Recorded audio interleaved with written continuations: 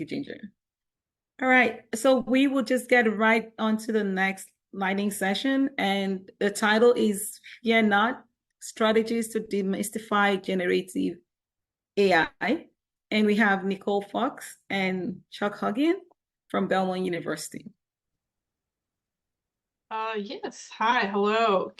Can everyone see the screen and hear me okay? Yes, we can. Okay. All right.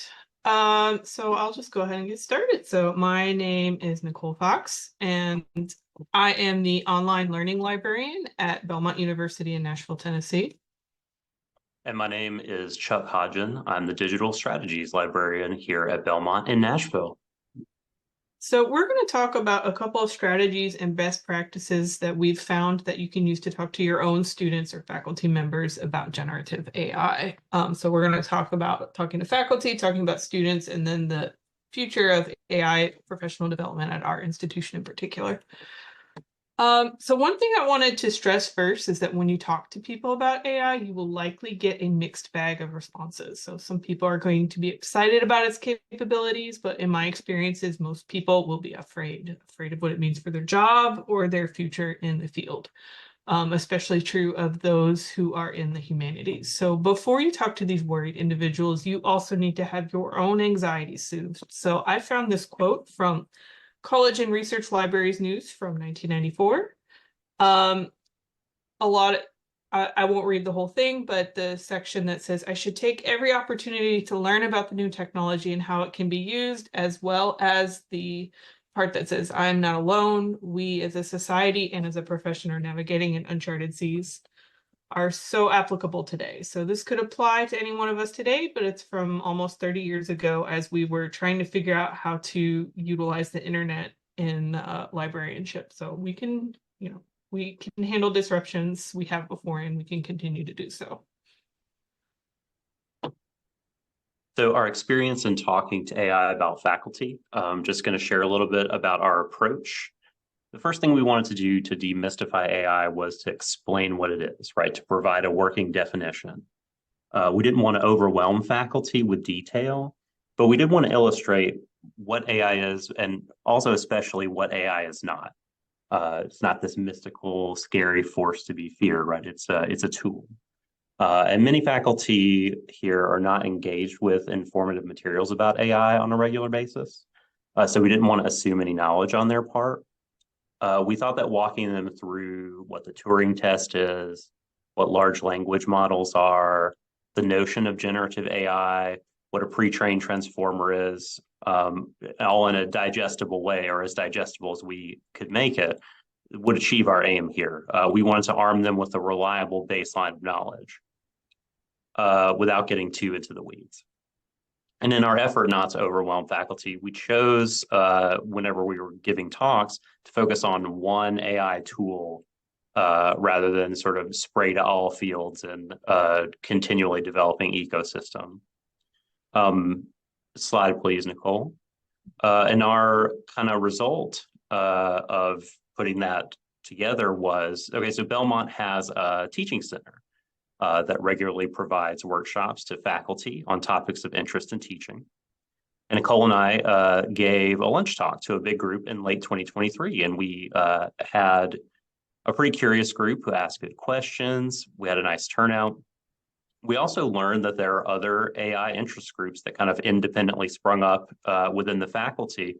And so now we can link up with them in the future. So we were able to benefit from giving this talk as well. All right. So talking about students, we had some similarities. We also kept the scope narrow, one tool and a few different ways to do it. We've been to a few different talks where they tried to cover, half a dozen different tools, and it's just overwhelming. So doing this allowed us to do a deep dive into the tool and provide information on its biases and problems associated with it that could influence its usage. The other thing that we discovered is forbidding students from using AI together doesn't work. We showed them how they should and shouldn't use AI because they're already using it and will continue to do so. So our job as librarians is to redirect their use into appropriate cases. The other thing is these students will also need an overview of how AI works, because they may be digital natives, but they don't always understand where AI tools retrieve their data and how their data sets influence their outputs. Both of these things you have to have a good understanding of how they work in order to use AI tools effectively. So we provided a basic overview of generative AI and ChatGPT, and we also tried to use plain language whenever possible. The result was a 50-minute workshop that we offered multiple times entitled "The Revolution is Here, Using AI in Your Research." So instead of tying it to a specific class, we offered it as an independent workshop that you could get credit for on your co-curricular transcript. So some of the points we covered where we discussed how to write prompts. We discussed different ways to use AI in research, such as keyword generation and topic development versus, actually using it as a search engine, which of course ChatGPT is not a search engine. And we talked about using it for writing, creating a template, how to write in a certain tone, creating an outline, stressing that if you use it for writing, you need to discuss and check in with your professor about their policies on AI. How to use AI to create digital content, such as websites, Excel spreadsheets, and how to play with AI to further demystify it. We talked about using it for party planning and for playing games, which kind of made it seem it's not just, a crazy, all-powerful, omnipotent tool. It's just literally just a tool. And really quickly, I'll talk about kind of how we're thinking about the future our staff in AI. So we believe in promoting a lifelong learning mindset, and just wanted to talk about 3 kind of quick ways that we have tried to do this. We've formed an AI interest group here in the library that meets kind of once monthly in a sort of book club format to discuss LLMs, maybe a particular proprietary piece of software targeting higher ed, or just ever-changing current events in the field. It's up to that month's session leader to decide what we're going to talk about. We incorporated it into our strategic plan. We didn't want to ignore it or let our knowledge get stagnant. So many universities have established AI policies, but some don't. Regardless, though, there are faculty, staff, and students at your institution who are using AI and could benefit from the library's knowledge, resources, and assistance. And integrating AI into our goal-oriented thinking helps keep it front of mind and part of our regular work. And we are creating a local knowledge base in LibGuides, which is a SpringShare tool, but you could do this in any kind of wiki or even GitHub. Just a place for your staff that they know about, that they have access to, and they can update with articles, podcasts, videos, research papers, anything to kind of enhance groups' knowledge and anything interesting in the field. And yeah, that's all we got. Thank you for listening to us. That's our contact information if you'd like to follow up with us. Thank you, Nicole. Thank you, Chuck. I'm looking at the chat and I don't see a question, but I'd like to ask if anyone would like to unmute and ask a question if you prefer verbalizing it.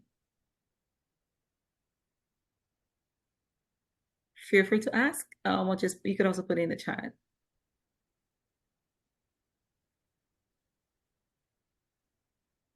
Okay, we have a question. We will be sharing, yes. Okay, so we do have one question very quickly. Were the workshops well received? Yeah.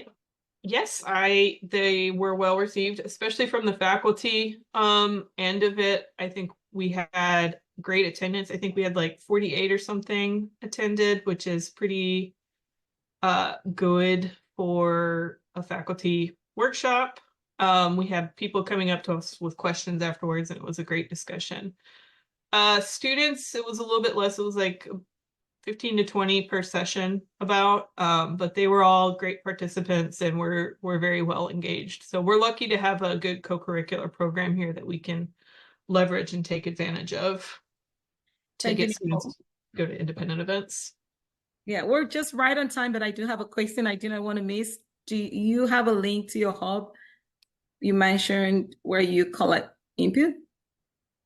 Yes, I can share our LibGuide in progress. All right. In progress.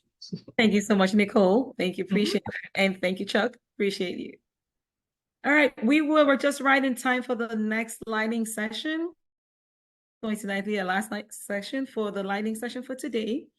And the title is AI Enhanced One Short Prep. And we would have Lauren McMillan from Georgia Southern University. I hope I said your name right, Lauren. Yep, that's right. Thank Okay, you. are you seeing my main PowerPoint screen? Okay, always throws me off. Okay, let me present. Okay, well, from kind of sharing with colleagues and students, my colleague and I looked at how AI can help us for one-shot sessions. Jessica Swearingen is my colleague.